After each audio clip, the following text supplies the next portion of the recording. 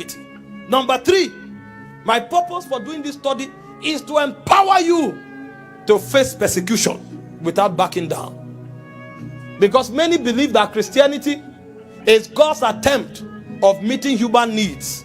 So much so that men are pampered and they get to the point where they literally use God. They don't live for God, they live to use God. So God lives for them. But you see, God living at that realm of existence where God lives for you is a babyhood realm. That's the lowest level of existence in the realms of light. If you are permitted to hear whispers from where immortals converge, you will discover that life begins to make meaning when you self-deny.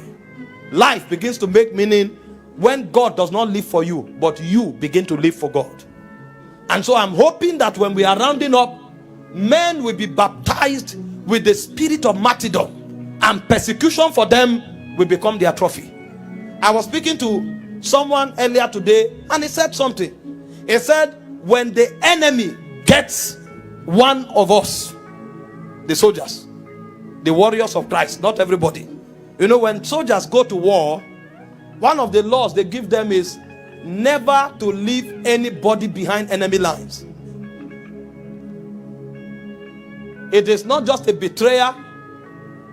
It is a sign that you are not a combatant. You don't have the spirit of the comrades. And so a soldier will forget that he has a wife and children. He will risk his life to cross enemy lines in order to rescue a comrade. So long as that comrade is not falling, that soldier's life means nothing to him until he rescues him. In fact, even if a comrade is falling, a soldier will prefer to risk his life to return his corpse, because he doesn't want to leave anything of his ranks behind. You know why? When the enemy gets a soldier, that soldier becomes a trophy. It's a sign that they are winning. It's a sign that the battle is turning to the advantage. And so the military man will do everything possible to restore and to rescue a comrade. If you don't have power within your spirit to withstand persecution, you will not even be worthy to be counted. And so there has to be a spirit of martyrdom, where a generation is born that are baptized with the spirit of Esther, and they will say to themselves, if I perish, I perish. Because if I can't live to the degree of desiring that level of sacrifice for the master, then I've not understood the revelation of the finished works of Christ. And finally, my last purpose for this teaching is to provoke a burden for soul winning and for territorial colonization. You know, there are 2 levels to a life that counts. The first is to become God's agent and agency of reconciling the world to himself. The Bible said to wit what God was in Christ. Romans 2 Corinthians 5:19, reconciling the world to himself, not imputing their trespasses against them, but he gave them the word of reconciliation. So it is God's desire that no one perishes, but that all will repent and come to the knowledge of the truth. And we are the agents he's sending out there. And so when a generation is lukewarm as touching the urgent desire to win souls, they have not understood God's agenda for the last days. And secondly, when the souls are won, then the second part is activated. The Bible said in Mark chapter 3 verse 14, he said he called them to be with him that he might send them. So when God wins you from the world, he sends you back. This time not just to win souls. He said all power in heaven and on earth has been given to me. He said you go therefore into the world and disciple. So now you are going to disciple the aeons, the spheres of influence. So that's when God mobilizes somebody to the government. So this one is now coming here as a kingdom agent. He has been wooed by the master. He has been trained. He has been fortified, and is coming with understanding of the desire of the king. And his purpose is to colonize that sphere until that realm becomes a reflection of the Eden, the same order that God himself created. That the influence of God and his dominion will be superimposed into that context, and only the will of God will find expression. When somebody goes to the academia when somebody goes to the music industry, everywhere you are launched to, you come there as a functionary. My brother Dr. Kalu was telling me earlier, he said it's not enough for people to be baptized with fire. He said otherwise they will not know the purpose. And so the moment he becomes a governor, he becomes too busy for God because he thinks he has achieved what he's looking for. No, the reason you are there is because the government has been entrusted to you. So you are going there as an agent of colonization. There has to be that level of empowerment to be able to disciple this world until we impose the influence of Christ in every context. This is why we are doing the study we are doing from tonight. So in case we don't delve too deep into the theology of it, don't worry. We have a purpose. Are you following? Kai. You have before time began. You play your part. Your name is ever great. You are the wisdom before time. You reign forever. Your name is ever great. You are the wisdom before. You reign forever.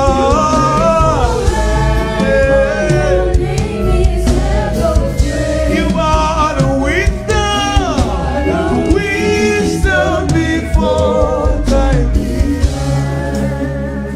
I want to close by 8. Sit down. It's introduction. It's introduction. So let me give you a quick course outline of what we'll be doing. Number 1, we are going to look at the signs of the end. The signs. You need to understand the signs of the end.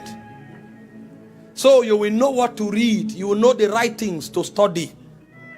The children of Israel were lamenting and they said, we see not our signs. Whether there will be intervention, whether there will be urgency, whether there will be preparation, is a function of your understanding of the times. In Matthew 24 from verse 1, let me read a few scriptures now. Matthew 24 verse 1. And Jesus went out and departed from the temple, and his disciples came to him for to show him the building of the temple. You know, they were taught the way of Babylon. They were still full of flesh, pursuit of things, and they were admiring temple like we do now. You come to church, you'll say, wow, LED screen, dear Lord, this is a church doing well. Why is the church doing well? There are LED screens, there are advanced microphones, everywhere is padded, and so they were admiring the beauty of the auditorium. And Jesus was looking at them. Is this where you are? You are still in Shinar. You are in the days of Nimrod, where they were building Babel. So you are still living to make a name for yourself. You don't know where you are. And Jesus began to speak to them. And Jesus said unto them, see ye not all these things? This is the wrong thing to look at. What you should be doing now is understanding the times.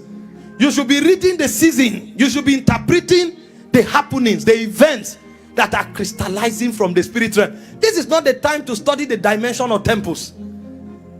Scrolls are being opened in the spirit. Seals are breaking. Angelic functionaries are being mobilized. There are alarm systems in the spirit. Trumpets are being blasted. You are here looking at war. He said, don't look at these things. It means you are deaf in the spirit. Your discernment is still weak. He said, verily I say unto you, there shall be not left one stone upon another that shall not be thrown down. This thing you are looking at, they are being judged. They will be wasted. They will be destroyed. You can say it is necessary now because it helps people to gather. It helps people to come together. But you see, if it is about the aesthetics, he said, from the realms of reality, these ones are already a waste. They will be destroyed. So don't look at this. And Jesus went further and began to give them an idea. He said, these things he's talking now, it's not the signs, but he said, when you see these ones, know that the end is near, yet it has not come. Meanwhile, the people could not even interpret the ones that could be seen with the optical eyes, because there are physical signs and there are prophetic signs. The physical signs, they precede the prophetic signs. The physical signs are not a revelation that the end has come, but they will have to come before the prophetic signs begin. And so if a man cannot understand physical signs, then he will be an illiterate as touching prophetic signs. And Jesus went further. Before he spoke, they asked him when he was walking. He didn't say anything again. After he rebuked them, he now went somewhere and sat down, because there are some things you don't talk in a hurry. He said, and as he sat upon the Mount of Olives. Oh my God. Some things are taught on mountaintops. On mountain. And you know, a mountain in the spirit is not just an elevated hill or body of mass of sand or stone. A mountain in the spirit is a place of judgment. It's a place of worship. They are called high places. That's where convergences take place. That's where laws are written. You know, I was teaching you on Sunday, and I told you that when you study the depths of wisdom, there is a place in wisdom called creation. If time is allocated, that time is not really the reference, because even time itself is in wisdom. But when time is allocated, time is to give you a designation of that location in wisdom. There's also a place in wisdom where laws are created, because laws are actually a reflection of the nature of spirits. There's no such thing as rules and regulation. When you see rules and regulation, it's reflecting the character of a spirit. And you have to journey in wisdom to come to the depths of a spirit where he can open his characters to you, so you can know his oracles. And so when Jesus was talking to them, he was bringing them to a place where the chronicles of time were kept. Hi.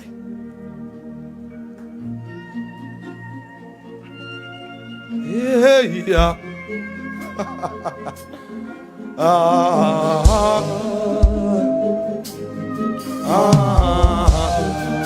You know, this is my calling. The healing, the miracles, the missionary, that one is part of a minister. We came to read ancient scrolls to this generation. That's why we came. And that's why we talk the way we talk. You know, sometimes when I'm addressing some things, some people look at me and they think, yeah, the other day I was talking about Jimmy. And I said I was trying to address the spirit of the age. Some people heard me, they thought I was talking to people who gym. Because I was telling them there is a lust growing in the heart of men now. And that lust causes them to become lovers of themselves. And you are going to see when I begin to read from 2 Timothy chapter 3. The Bible said in the last day, men shall become lovers of themselves. And when you find that men begin to love themselves more than God, it means they have been trapped by the wisdom of the spirit of this age. And so when God sends judges, we attack that operation. We are not talking to the people who gym. So we see people, they spend 6 hours in a gym building their body so that they can, because of the love they have for themselves, their body become their God. They literally watch it on the mirror, they admire it.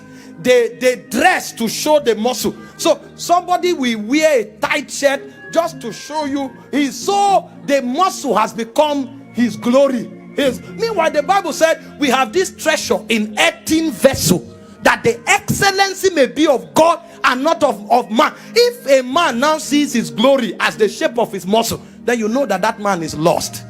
So it's not about the Jimmy. I have a trainer, I have a coach who should train me on bodybuilding. I'm not against gymming. Gymming is good for health.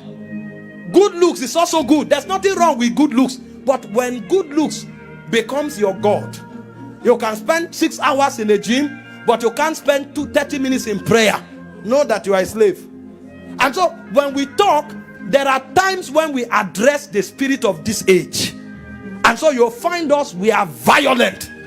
We are talking without regard to anything or anybody. We are not talking to men. We are talking to spirits. There are times when we talk, we address territories. There are places where I go to. The moment I come to that territory, the prince of that territory begins to fight me.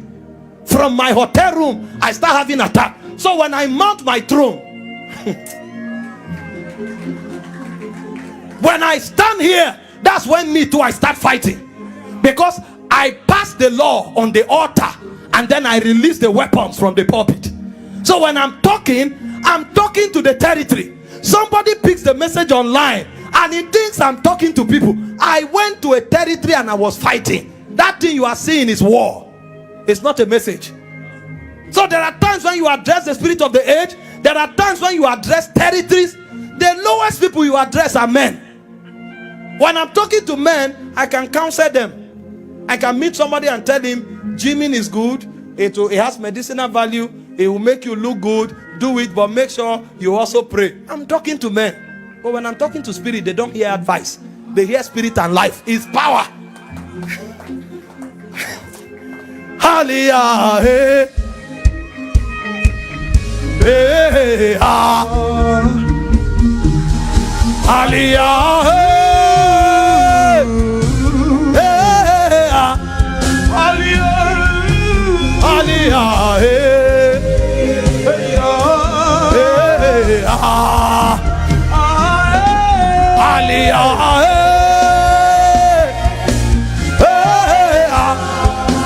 Barakoateke barakanda ziza ata dada la shabanako afe faragi tadadadina sada alia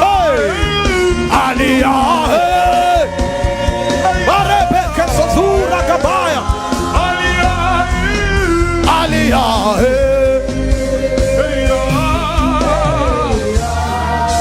In 2 Corinthians chapter 4 verse 3, Paul said, if our gospel be hid, it is seed to them that are lost, whom the God of this world. So there is a time when Paul is preaching the gospel. He's not preaching to men. He's fighting with the God of this world. The intensity with which Paul will bring that message will be different. Paul went further to say, if after the manner of men I fought the beast of Ephesus. He was addressing a territorial prince. So there are times when you talk to the God of this age. There are times when you talk to territorial princes. And there are times when you talk to men. That's why we operate the way we operate. And see, there are many battles that will still come. We know that part of our calling is to fight. We know. That's why when people talk, I laugh. I'm fulfilling my destiny. But it's unfortunate for the man that allows the devil to use him, to waste his own life being used by another spirit to find somebody who is fulfilling destiny. It is the duty of the apostles. Paul said, we are like spectacles. God presents us to the body. We are the ones who endure the afflictions. We are the ones, we have not even seen anything. The apostles of the early church, they were beaten to death. They were shipwrecked. They were naked. They were in prison. They have not thrown me to prison. People are talking about me online. I will now say I'm being persecuted. The battle have not begun. A day can come, they can frame us up, throw us to prison. You won't hear about us again for 4 years. People will rise up and say, we said it. When we come out, we will come with another power. Another power. The thing is that there is a power in the spirit. You don't hear the message because you like it. You don't hear the message because we have favor. We have authority to address a generation. And so if you shut the voice down, after 4 years, the guy will write another letter to Ephesus. He will write another letter to Colossus. And the letter to Ephesus has more mysteries than the letter to the other churches. Because when you kept him in prison, it was time of incubation. That's where Christ appears as light. And he gives him oracles that are not taught by men. They are downloads from heaven. Oh, imini agbata kibiti. Ene do dabu weno. Ojo do dabu weno. Oh, imini agbata kibiti. Ene do dabu weno. Oya, ojo do dabu weno. Oh, imini agbata kibiti. Ene do dabu weno. Ojo do dabu weno. Oh, imini agbata kibiti. Sit down. Let me stick to my note. Help the brother.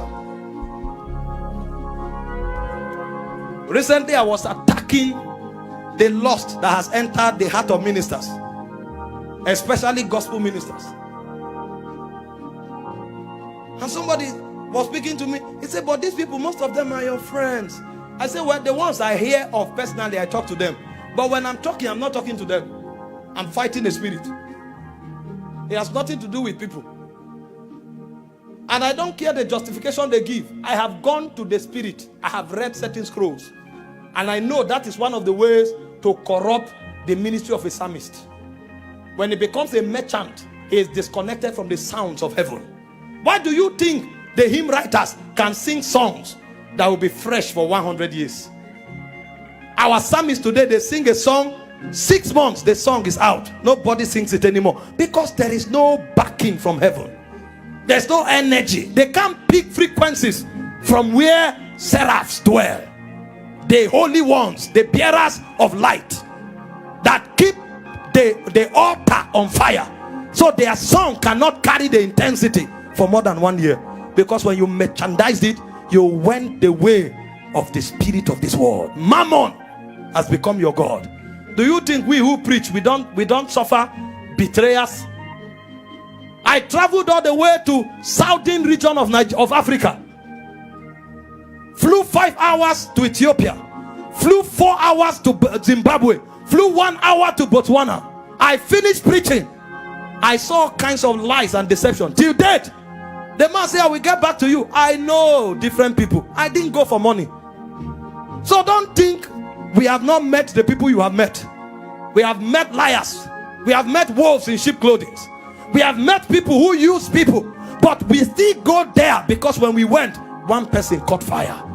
And that person became our errand to that territory. So don't come and tell me that if you don't charge, they won't pay you.